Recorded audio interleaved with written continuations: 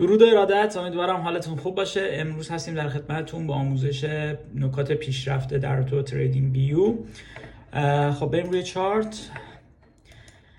ما قبلا در رابطه با ساخت این تمپلیت ها برای نواحی عرضه تقاضا یا هر آیتمی که شما تو چارت استفاده میکنید قبلا آموزش رو دادیم، توی چنل یوتیوب هستش، میتونید برید ببینید که ما چطوری این تمپلیت ها رو ساختیم، چجوری میتونیم کاستومایزشون بکنیم.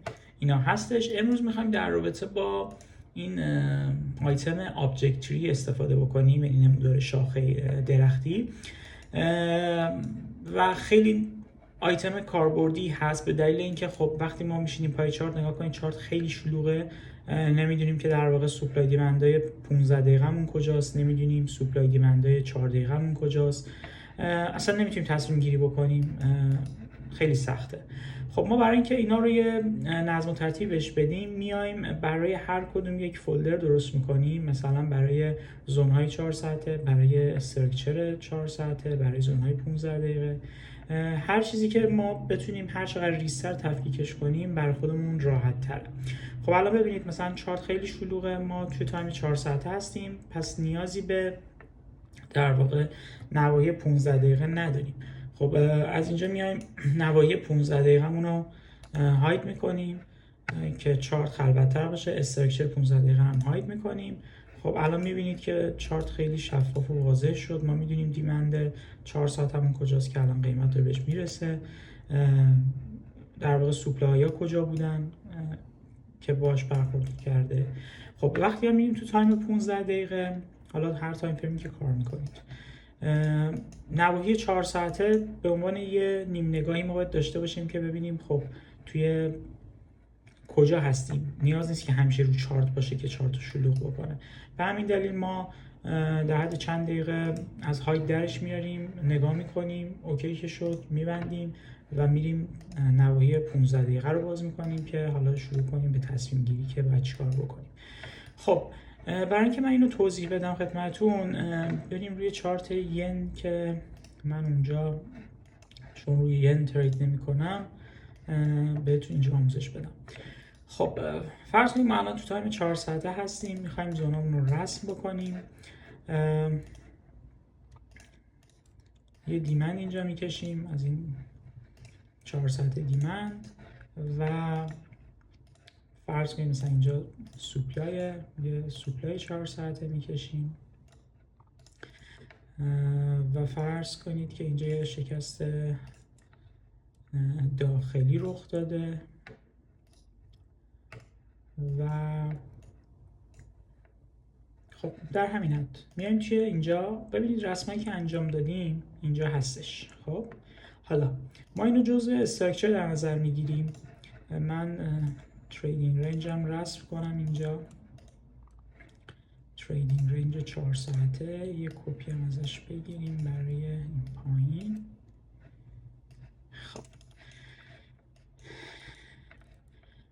خب این نواحی که من الان رسم کردم میخوام که داخل یه فولدری به نام مثلا نواحی 4 ساعته باشه. این دوتا رو انتخاب میکنم. میتونید توی حالا مک با گرفتن دکمه کامند اینا رو انتخاب کنید، توی ویندوز هم فکر کنم کنترل رو نگه دارید میتونید انتخاب کنید.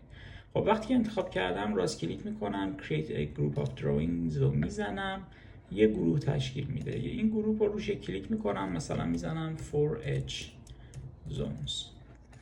خب الان ببینید من با این میتونم اینو مثلا لاکش کنم که اصلا نتونم باش تکونشون حتی بدم، چون اگه لاک نباشه ممکنه که این نواحی من بتونم جابجا بکنم. خب میتونم اینا رو به صورت گروهی هاید بکنم که جلوی چشم نباشم و میتونم حتی پاکشون بکنم. حالا اگه پاکش کردید با کامند زد یا کنترل زد تو ویندوز میتونید برش گردونید. این ترند، این در واقع خطایی که کشیدم مربوط به استراکچر تایم 4 ساعته. اینا رو هم انتخاب میکنم و یه گروهی به اسم forage structure ثبت میکنم. خب حالا میریم تو تایم 15 دقیقه. خب این نواحی خب تو تایم 15 به در من نمیخوره. اینا رو من میام هاید میکنم و شروع میکنم سوپلای دیمند تایم 15 برای خودم رسم میکنم. خب این میشه 15 دقیقه دیمند. این مثلا میشه اینجا که نمیشه، مثلا اینجا میشه 15 دقیقه سوپلای.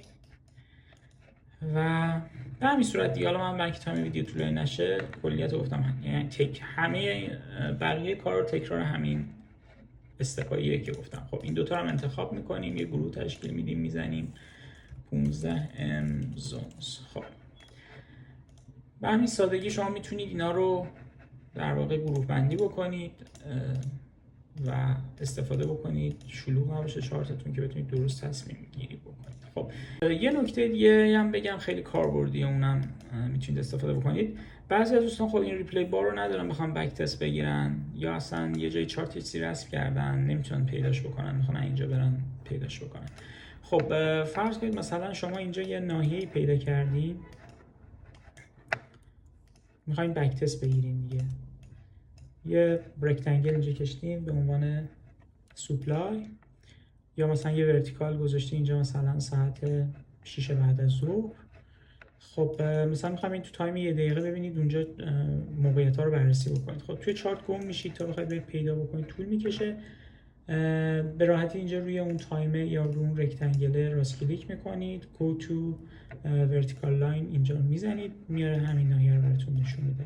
یا مثلا همین رکتانگل رو اگه میخواستید میومدید روش، مثلا فرض کنید اینجا روی رکتانگل کلیک میکردید، به راحتی میارتتون اینجا.